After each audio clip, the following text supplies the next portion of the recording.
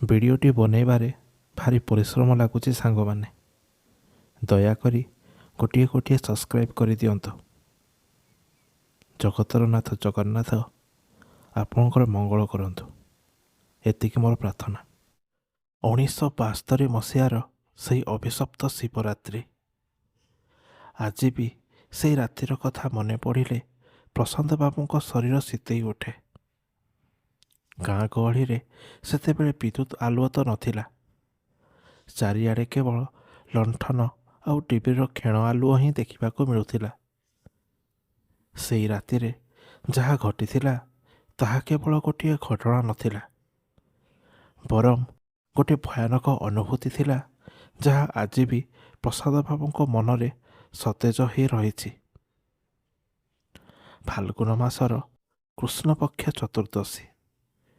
ଚାରିଆଡ଼େ ଶୀତୁଆ ପବନ ସାଙ୍ଗକୁ ଶିକାରୀଙ୍କ କିଁ କିଁ ଶବ୍ଦମାନ ଶୁଭୁଥାଏ। ପ୍ରଶାନ୍ତ ବାବୁ ଜଣେ ଶୃଙ୍ଖଳିତ ଶିକ୍ଷକ ଥିଲେ। ନିଜର 8 ବର୍ଷର ପୁଅ ସନିଆକୁ ଧରି ସେ ନିଜ ବନ୍ଧୁଙ୍କ ଗାଁକୁ ଯାଇଥିଲେ ଶିବରାତ୍ରିର ନାଟକ ଦେଖିବା ପାଇଁ।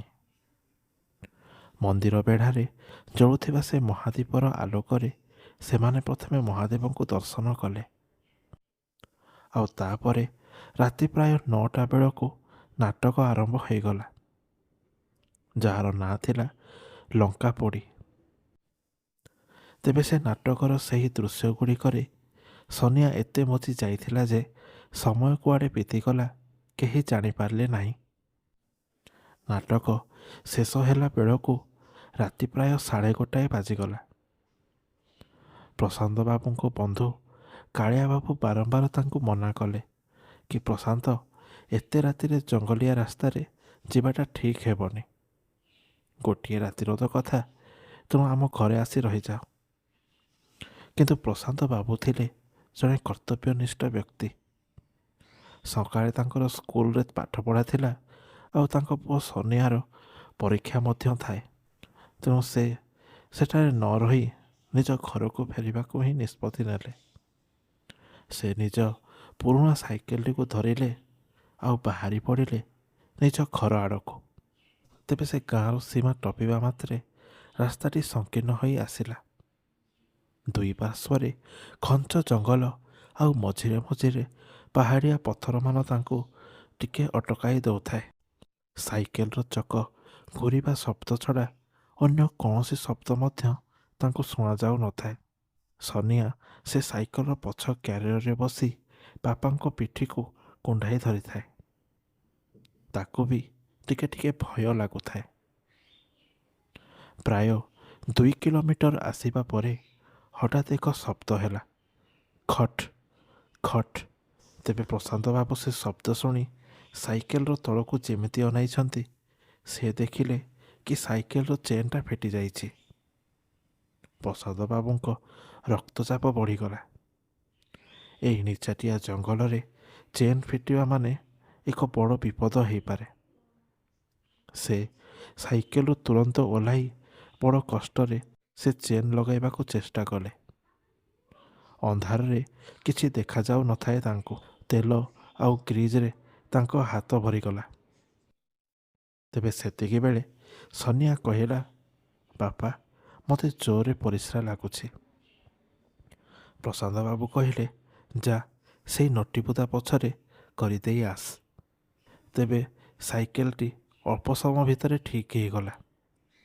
ପ୍ରଶାନ୍ତ ବାବୁ ସନିଆକୁ ଡାକିଲେ, ଆରେ ସନିଆ, ଆ ଜଲ୍ଦି ଏଠାକୁ ଆସ।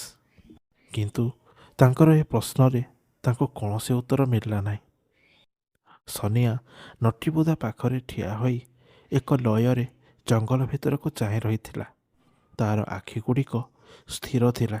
ତେବେ ପ୍ରଶାନ୍ତ ବାବୁ ତାକୁ ଥରେ ଦୁଇଥର ଡାକିଲେ, କିନ୍ତୁ ତଥାପି ସନିଆ ତାଙ୍କ କଥାକୁ ଧ୍ୟାନ ନ ଦେଇ ସେ ଜଙ୍ଗଲ ଭିତରକୁ ସେମିତି ଏକ ଲୟରେ ଚାହିଁ ରହିଥାଏ। ତେବେ ଏ ଦୃଶ୍ୟ ଦେଖି ପ୍ରଶାନ୍ତ ବାବୁଙ୍କୁ ଟିକେ ଆଶ୍ଚର୍ଯ୍ୟ ଲାଗିଲା।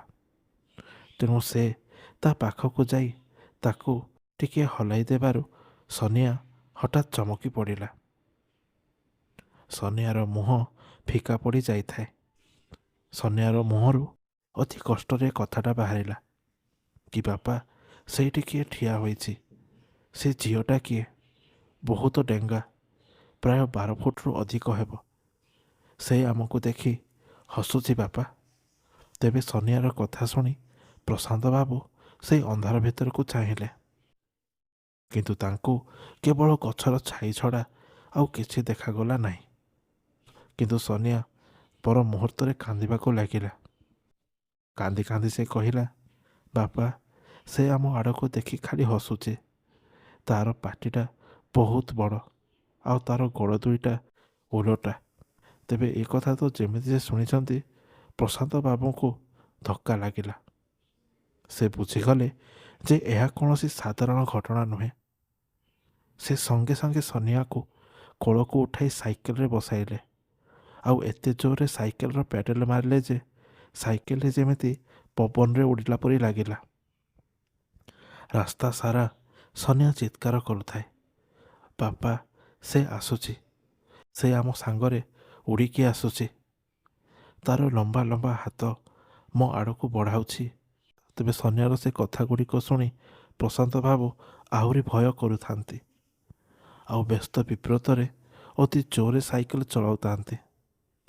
ସନିଆ ପୁଣି ପଛଆଡ଼ୁ କହିଲା, ବାପା, ସେ ମୋ କାନ ପାଖରେ ଫଁ ଫଁ ନିଶ୍ୱାସ ମାରୁଛି। ମୋତେ ପଛରୁ ନଖରେ ଆମ୍ପୁଡ଼ି ଦେଉଛି ଆଉ କହୁଛି, ମୋ ସାଙ୍ଗରେ ଚାଲ, ଆମେ ତୁମେ ସାଙ୍ଗ ହୋଇ ନିଜ ଦୁନିଆକୁ ଫେରିଯିବା। ତେବେ ପ୍ରଶାନ୍ତ ବାବୁ ଏସବୁ କଥା ତ ଯେମିତି ଶୁଣିଛନ୍ତି, ସେମିତି ସାଇକେଲ ଚଳାଇବା ଅବସ୍ଥାରେ ହନୁମାନ ଚାଳିଶା ଜପ କରିବା ଆରମ୍ଭ କରିଲେ। କିନ୍ତୁ ତାଙ୍କୁ ମଧ୍ୟ ଅନୁଭବ ହେଉଥିଲା ଯେ କେହି ଜଣେ ତାଙ୍କ ସାଇକେଲକୁ ପଛରୁ ଧରିକି ଟାଣୁଛି। ସାଇକେଲଟି ଭାରି ଲାଗୁଥାଏ। ତେବେ ଶେଷରେ ଯେତେବେଳେ ସେମାନେ ନିଜ ଗାଁର ସୀମା ପାଖରେ ଥିବା ଏକ ବଡ଼ ଶିବ ମନ୍ଦିର ପାଖରେ ପହଞ୍ଚିଲେ, ସେତେବେଳେ ଯାଇ ତାଙ୍କ ସାଇକେଲ ପଛର ସେଇ ଭାରି ପଣଟି ଦୂରେଇ ଗଲା। ତେବେ ଘରେ ପହଞ୍ଚିବା ପରେ ସନିଆ ତ ସମ୍ପୂର୍ଣ୍ଣ ରୂପେ କ୍ଳାନ୍ତ ହୋଇଯାଇଥାଏ। ସେ ବେହୋସ ହୋଇ ପଡ଼ିଥାଏ, କିନ୍ତୁ ତାହାର ପାଟି ବନ୍ଦ ହେଉନଥାଏ। ସେ ତ କେବଳ ବିଳବିଳେଇ ହୋଇ କହୁଥାଏ, ନା, ମୁଁ ତୋ ସହିତ ଯିବିନି।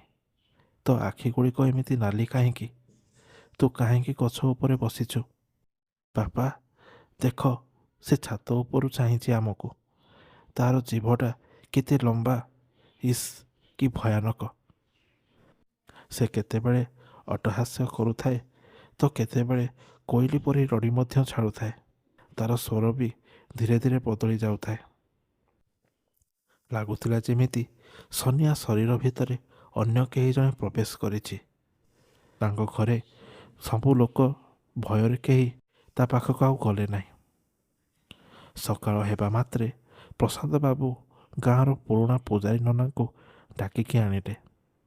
ପୂଜାରୀ ନନା ଆସି ସନିଆର ମୁଣ୍ଡରେ ପବିତ୍ର ବିଭୂତି ଲଗାଇଲେ ଏବଂ କିଛି ମନ୍ତ୍ର ଜପ ମଧ୍ୟ କଲେ।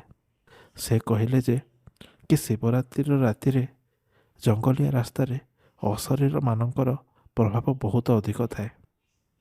ମହାଦେବଙ୍କ ଗଣମାନେ ସେଇ ରାତିରେ ସକ୍ରିୟ ହୋଇ ରୁହନ୍ତି। ବୋଧହୁଏ ସେମାନଙ୍କ ମଧ୍ୟରୁ କେହି ଜଣେ ସନିଆର କୋମଳ ମନକୁ ଭୟଭୀତ କରିଦେଇଛି।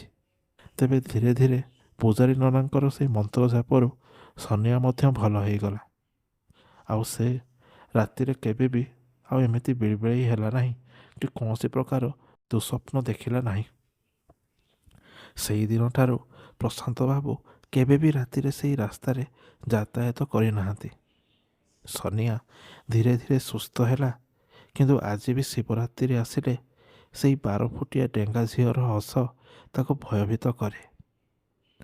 ତେବେ ସେ ଡେଙ୍ଗା ଝିଅ କିଏ ଥିଲା, କ'ଣ ଥିଲା, ଆଉ କାହିଁକି ସେ ସନିଆର ପଛରେ ଏମିତି ପଡ଼ିଥିଲା ତାକୁ ନେଇଯିବା ପାଇଁ, ସେ କଥା ଆଜି ମଧ୍ୟ ଗୋଟିଏ ରହସ୍ୟ ହୋଇ ରହିଛି।